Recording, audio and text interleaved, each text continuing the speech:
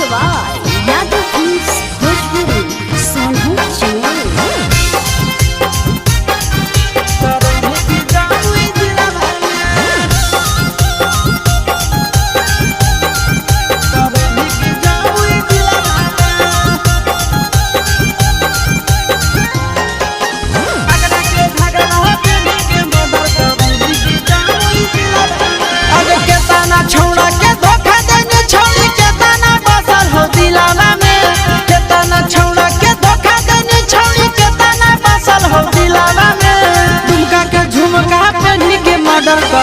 के जामुई जिलावा में दुमका के झुमका पहनी के मर्डर करई के जामुई जिलावा में आगे के ताना छौड़ा के धोखा देने छौड़ी के ताना बसा हो दिलावा में के ताना छौड़ा के धोखा देने छौड़ी के ताना बसा हो दिलावा में आगे एकरा के घघरा पहनी के मर्डर करई के जामुई जिलावा में एकरा के घघरा पहनी के मर्डर करई के जामुई जिलावा में।